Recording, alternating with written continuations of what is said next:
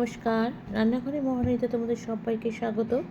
আজকে দেখাবো তোমাদের আমি ইলিশ মাছের ধনে আর জিরে বাটা ভাপা ইলিশ মাছ। আচ্ছা, এই রান্নাটার শর্ট ভিডিওটা আমি পোস্ট করেছি, কিন্তু বড় ভিডিওটা পোস্ট করতে পারিনি, কেন আমি আপলোড করতে পারিনি কিছু টেকনিক্যাল প্রবলেমের জন্য। তাই সেই জন্য এটাকে এখন আপলোড করে তোমাদের সামনে দিচ্ছি, ভিডিওটা পোস্ট করছি। আচ্ছা দেখো, এখানে ধনে আর জিরাটা কিন্তু আমি জলে ভিজিয়ে রেখেছি। আচ্ছা, প্রথমে দেখো মাছটা আমি কিন্তু খুব ভালো করে ধুয়ে নিয়েছি। এটাকে কিন্তু 5 পিস নিয়েছি, খুব ছোট মাছ না, আবার খুব বড় না, মাঝারি সাইজের মাছ। চলো, নুন আর হলুদ দিয়ে আগে এটাকে মেখে রাখি কিছুক্ষণের জন্য মাছটাতে। তারপরে কিন্তু এটাকে ভাপে করব। ভাপে করতে গেলে কিন্তু ভাজার কোনো প্রয়োজন হয় না, সেই জন্য একটুখানি নুন আর হলুদটা আগে মাখিয়ে রেখে দেবো। আচ্ছা, ধনেটা যখন আমি অনেকক্ষণ ভিজে রেখেছি, চলো এবার প্রথমে ধনেটাকে আগে একটু বেটে নিই। ধনেটা কিন্তু একটু শক্ত জিনিস, সেটা বাটাটা একটু মুশকিল। তাই জন্য আমি একটু ভুল করেছি এখানে। মানে প্রথমে কী করা উচিত ছিল, তোমরা যখন করবে তখন না তোমরা মিক্সিতে আগে এমনি শুকনো আগে একটু গুঁড়ো করে নেবে, তারপরে কিন্তু এটাকে শিলপাটাতে বাটলে বাটাটা ভালো হয়। আমি এর জন্য প্রথমেই কিন্তু বেটেছি বলে অনেকক্ষণ সময় লেগেছে। ধনেটা কিন্তু বাটা হয়ে গেছে আমার, 5-6 বার বেটেছি, তাও মনে হচ্ছিল না আর একটু বাটলে ভালো হয়, কিন্তু আর পারছিলাম না, সেজন্য আর বাটতে পারিনি। এবার দেখো ধনেটা তুলে নিচ্ছি। তারপরে কিন্তু এখানে আমি ধনেটা কাঁচা লঙ্কা, এখানে আমি কিন্তু ধনের সাথে 2টো কাঁচা লঙ্কা বেটে নিয়েছি। আবার একটুখানি আর একটা বাটবো জিরের সাথে। আমি বেশি লঙ্কা দিতে পারছি না, কেন আমাদের লঙ্কাগুলো খুব ঝাল, আর যেহেতু বয়স্ক লোক আছে সেজন্য বেশি লঙ্কা বাটতে পারছি না। অবশ্য 2টো লঙ্কা পরে আমি ভাপের সাথে দিয়ে দেবো। এবার দেখো ধনেটা হয়ে গেছে। এবার জিরা বাটতে কিন্তু খুব একটা অসুবিধা হয়নি। জিরেটা এবার কিন্তু বেটে নেব। জিরেটা কিন্তু বাটা হয়ে গেছে। এবার আমি জিরেটা তুলে নিচ্ছি। জিরের সাথে কিন্তু আমি একটা কাঁচা লঙ্কা বেটেছি। এবার দেখো জিরেটা তুলে নিচ্ছি। খুব ভালো করে একটুখানি শিলপাটাতে কাছিয়ে তুলে নেব, যাতে শিলপাটার গায়ে লেগে না থাকে। জিরেটা আমার বাটা হয়ে গেছে। এবার কিন্তু রান্নার প্রসেসে যাব। আচ্ছা, ভাপে যখন করব তখন কিন্তু একটা স্টিলের টিফিন বক্স অবশ্যই দরকার, কারণ যেহেতু গরম জলের উপর বসাবো, সেজন্য স্টিলের জিনিস হলেই ভালো হয়। এবার দেখো আমি একটা স্টিলের টিফিন বক্স নিয়ে নিয়েছি, আর আমার যেহেতু মাছটা বেশি না, তাহলে আমার এই টিফিন বক্সই হয়ে গেছে। এবার প্রথমে চলো জিরে বাটাটা নিয়ে নিয়েছি। আচ্ছা, এবার নিয়ে নেব ধনেটা যেটা বেটে রেখেছিলাম সেটাকে এবার দিয়ে দিলাম। আচ্ছা, ধনে জিরে বাটাটা নিয়ে নিয়েছি। এবার চলো দিয়ে দেবো হলুদ গুঁড়ো।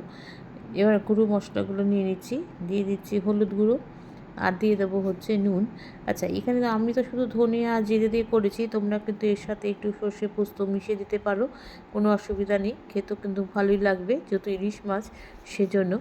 এবার আর যখন করবে না একসঙ্গে মিক্সিতে আগে সর্ষে পোস্ত জিরে ধনে এই 4টেকে একসঙ্গে শুকনো আগে গুঁড়িয়ে নেবে, তারপরে শিলপাটা একসঙ্গে বেটে নিলে কিন্তু সেটার স্বাদটা আরও বেশি হবে। এবার দেখো সর্ষের তেলও দিয়ে দিয়েছি। এবার এটাকে ভালো করে মশলাটাকে আগে মেখে নিয়ে তারপর কিন্তু মাছটা এখানে দেব। মাছটাকে এবার তারপরে মশলার সাথে ভালো করে মাখিয়ে নেব।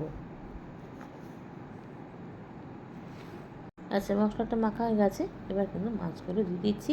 মাছগুলো দিয়ে কিন্তু মাছগুলোকে ভালো করে ম্যারিনেট করে নেব, ভালো করে মানে মশলাটা মেখে কিন্তু যদি 15 থেকে 20 মিনিট ঢেকে রেখে দিতে পারো, তারপর রান্না করতে পারো, তাহলে কিন্তু মশলা খুব আরও বেশি টেস্ট হয়, কেননা পুরো মাছের মধ্যে কিন্তু মশলাটা ঢুকে যায়। আমিও সেটাই করেছিলাম, মেখে রেখেছিলাম। 20 মিনিট পরে কিন্তু তারপর এটাকে আমি ভাপে বসিয়েছি। এবার দেখো মাছগুলোকে উল্টে পাল্টে মশলা দিয়ে ভালো করে মেখে এবার কিন্তু এটাকে ঢাকা দিয়ে দেবো।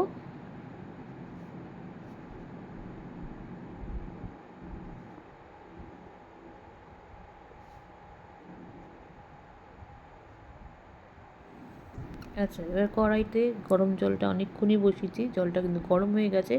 20 মিনিট পর আমি কিন্তু এবার টিফিন বক্সটা জলের উপর বসিয়ে দিলাম, দিয়ে একটা সাঁড়াশি চেপে দেবো, কেন যাতে জলটা যখন ফুটবে তখন বাইরের জলটা যেন ভেতরে না ঢোকে, সেই জন্য। এবার এখানে উপর দিয়ে দেখো একটা সাঁড়াশি চেপে দিয়েছি। তোমরা অনেক সময় অনেকে আবার নোড়াও দেয়, নোড়াও চাপা দেওয়া যায়, কোনো অসুবিধা নেই। দেখো আমি একটু টিফিন কারিটা খুলে দেখছি কীরকম অবস্থায় আছে, হয়েছে। এখনও ঝোলটা ফোটেনি কিন্তু, মানে এটাকে একটু ফুটবে। আর একটুখানি মাছগুলোকে আমি নাড়িয়ে দিচ্ছি, দিয়ে তারপরে কিন্তু এটাকে আবার ঢাকা দিয়ে দেবো মিনিট 10-15-এর জন্য। একদম জলটা, নিচের জলটা যখন পুরো টেনে যাবে তখনই কিন্তু বোঝা যাবে যে ভাপিটা আমার হয়ে গেছে। এবার এটাকে আবার ঢেকে বসিয়ে দেবো ভাপের জন্য।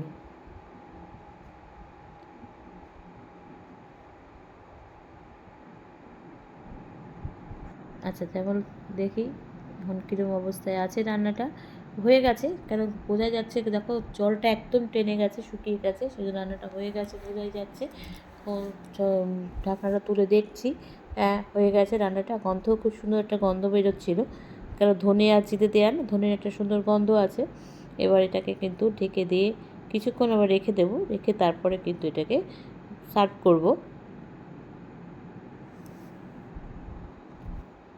হয়ে গেছে আমার একদম ধনে জিরে বাটা ইলিশ মাছ ভাপা। তোমরাও কিন্তু বাড়িতে এভাবে চটজলদি বানিয়ে নিতে পারো। মুখের স্বাদ বদলের জন্য কিন্তু রান্নাটা ভালোই। তবে খেয়ে জানিও কিন্তু আমাকে লাইক, কমেন্টস আর শেয়ারের মাধ্যমে। তোমরা যারা আমার চ্যানেলটাকে সাবস্ক্রাইব করে আমার সঙ্গে রয়েছো তাদের জন্য রয়েছে অসংখ্য অসংখ্য ধন্যবাদ। যারা এখনও করোনি তারা প্লিজ চ্যানেলটা সাবস্ক্রাইব করে আমার সঙ্গে থেকো। তোমরা সবাই সুস্থ থেকো, সাবধানে থেকো, ভালো থেকো। চলি, টাটা। দেখা হচ্ছে পরবর্তী নতুন কোনো রেসিপিতে তোমাদের সঙ্গে।